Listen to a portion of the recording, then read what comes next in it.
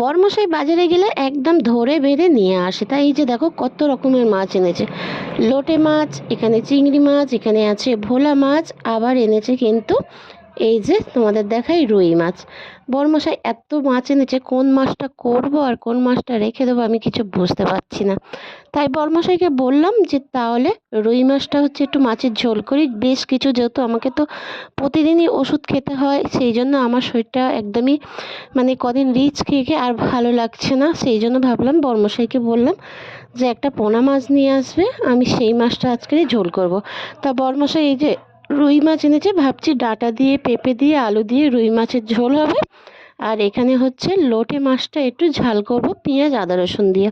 তা সেই যতটুকু মাছ হবে ততটুকু মাছ বের করে রাখছি, আর বাদবাকি মাছগুলো ফ্রিজের মধ্যে রেখে দেবো, কেননা এই মাছগুলো বাইরে থাকলে বেশি বেলা পর্যন্ত নষ্ট হয়ে যাবে। সেই জন্য কাটা বাছা ধোয়া হয়ে গিয়েছে, দিদি এগুলো করে দিয়েছে।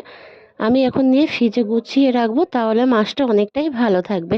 আর এই যে দেখো ভোলা মাছগুলো বেশ কি সুন্দর, আমার তো বেশ ভালো লাগছে দেখতে, খুব সুন্দর লাগে ভোলা মাছ যখন মাছ কেটে ধুয়ে বেছে নেওয়া হয়, একদম চকচক করে। আর এদিকে হচ্ছে ডিপ ফ্রিজে বেশ বরফ পড়েছে, ক্লিন করা হয়নি, কিন্তু আজকের আবার এতগুলো মাছ ঢুকছে, মানে এখন আর হবে না।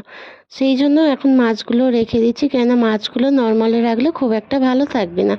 সেই জন্য ডিপ ফ্রিজের মধ্যেই রেখে দিলাম, আর পরে ডিপ ফ্রিজটা ক্লিন করে নেব।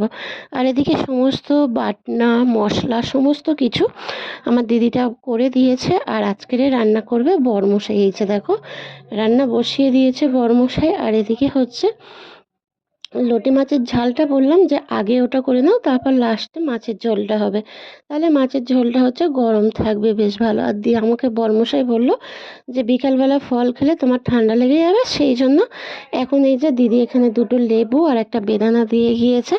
আর আমি এখন একটু কাজ করলে আমি প্রচণ্ড হাঁপিয়ে যাচ্ছি, জানো তো। এটা এখন খেয়ে নেব।